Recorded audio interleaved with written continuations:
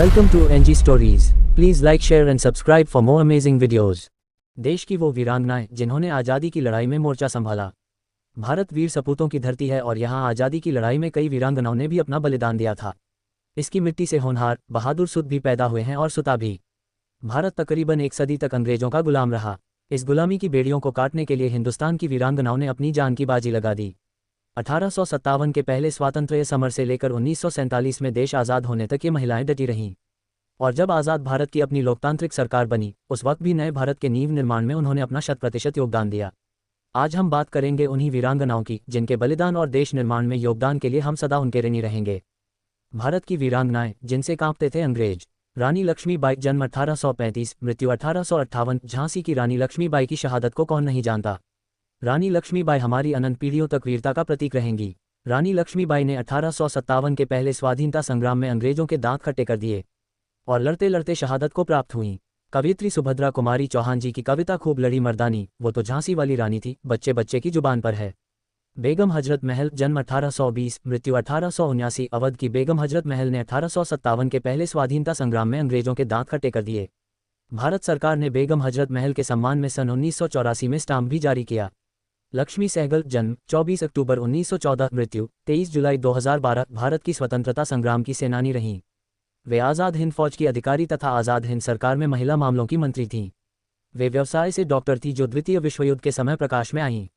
दूसरे विश्व युद्ध के दौरान जब जापानी सेना ने सिंगापुर में ब्रिटिश सेना पर हमला किया तो लक्ष्मी सहगल सुभाष चंद्र बोस की आज़ाद हिंद फौज में शामिल हो गई। वे आज़ाद हिंद फौज की रानी लक्ष्मी रेजिमेंट की कमांडर थीं। वे 1943 में अस्थायी आज़ाद हिंद सरकार की कैबिनेट में पहली महिला सदस्य बनी। आज़ाद हिंद फौज की हार के बाद ब्रिटिश सेनाओं ने स्वतंत्रता सैनिकों की धरपकड़ की और 4 मार्च 1946 को वे पकड़ी गईं, पर बाद में उन्हें रिहा कर दिया गया। लक्ष्मी सहगल कानपुर आकर बस गईं, लेकिन उनका संघर्ष खत्म नहीं हुआ और वे वंचितों की सेवा में लग गईं।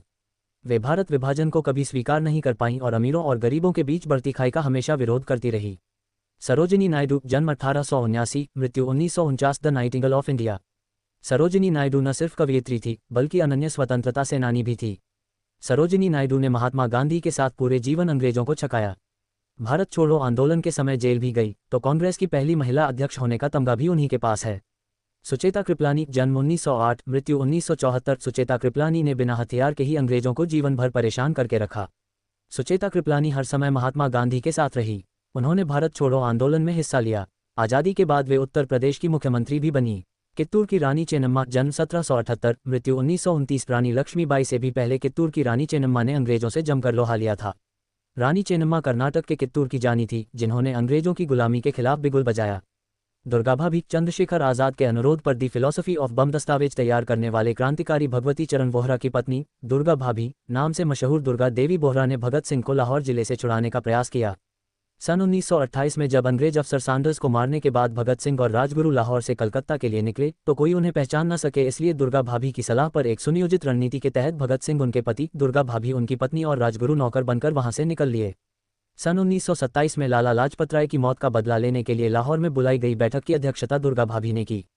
बैठक में अंग्रेज पुलिस अधीक्षक जे स्कॉट को मारने का जिम्मा वे खुद लेना चाहती थीं, पर संगठन ने उन्हें ये जिम्मेदारी नहीं दी। तत्कालीन बंबई के गवर्नर हेली को मारने की योजना में टेलर नामक एक अंग्रेज अफसर घायल हो गया, जिस पर गोली दुर्गा भाभी ने ही चलाई थी। इस केस में उनके विरुद्ध वारंट भी जारी हुआ और 2 वर्ष से ज्यादा समय तक फरार रहने के बाद 12 सितंबर 1931 को दुर्गा भाभी लाहौर में गिरफ्तार कर ली गईं। ये संयोग ही कहा जाएगा कि भगत सिंह और दुर्गा भाभी दोनों का जन्म 1907 में ही हुआ था। मर्दाना वेश धारण कर उन्होंने स्वतंत्रता आंदोलन में खुलकर भाग लिया और बाल गंगाधर तिलक के गरम दल में शामिल होने पर गिरफ्तार कर जेल भेज दी गई, जहां उन्होंने चक्की भी पीसी।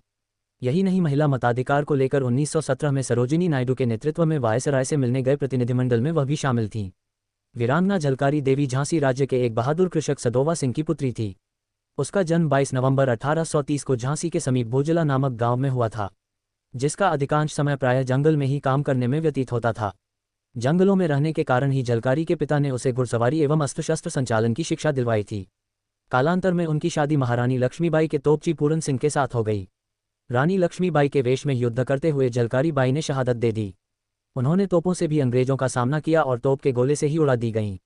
विजय लक्ष्मी पंडित, जन्म 1900, मृत्यु 1990। देश के पहले प्रधानमंत्री जवाहरलाल नेहरू की बहन विजय लक्ष्मी पंडित ने अंग्रेजों का डटकर सामना किया। वो रानी लक्ष्मीबाई और सरोजिनी नायडू से बेहद प्रभावित थी। विजय लक्ष्मी पंडित ने असहयोग आंदोलन में बढ़ चढ़कर हिस्सा लिया।